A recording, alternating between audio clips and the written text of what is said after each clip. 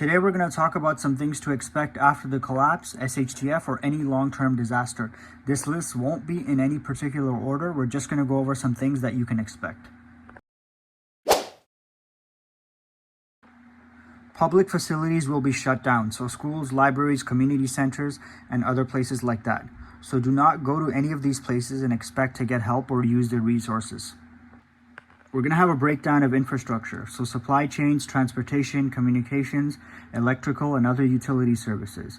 If it's a long-term major disaster, don't expect to have any of these available.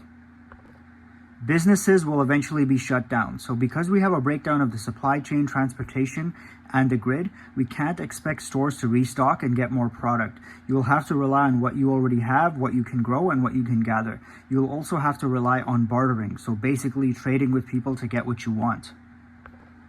Lots of people will go hungry. The majority of people won't be prepared and will run out of food very quickly. Maybe for the first few days, the grocery stores will be open and people will be able to get supplies, but after that, people will either need to rely on trade, hunting, and growing their own food.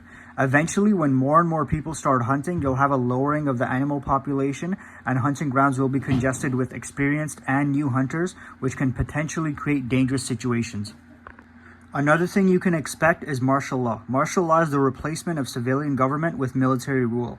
It basically enables the military forces to quickly arrest people and conduct trials.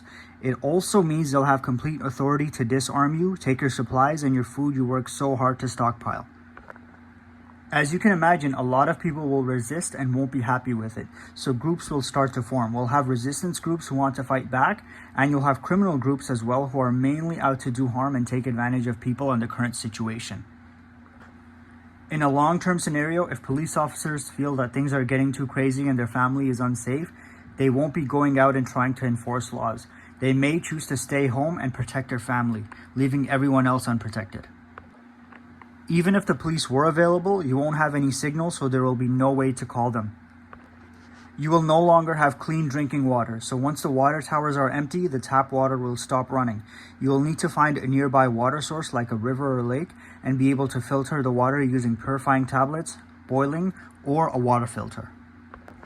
Without regular services from the city like garbage pickup, people will have no idea what to do with their trash and waste, so the streets will be extremely filthy with garbage everywhere. You should still try and take care of your property by burying or burning garbage and keeping supplies like garbage bags, and also cleaning supplies like Lysol wipes and sprays to disinfect surfaces, and stuff like hand sanitizers to keep your hands clean. You can also expect to attract rats, raccoons, and other pests in and around your property, so you have to stockpile things that they hate the smell of, like peppermint oils, cayenne pepper, garlic powders, eucalyptics. You take these things and put them around your food stockpiles, around your house, around your yard, and it'll keep them away. Also consider stockpiling mouse traps.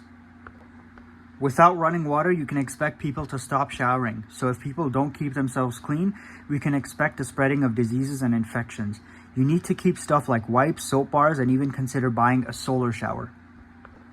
What are some other harsh realities that people will face during a long-term disaster or collapse scenario? Let me know in the comments. Alright guys, that's all for today's video. Thanks for watching.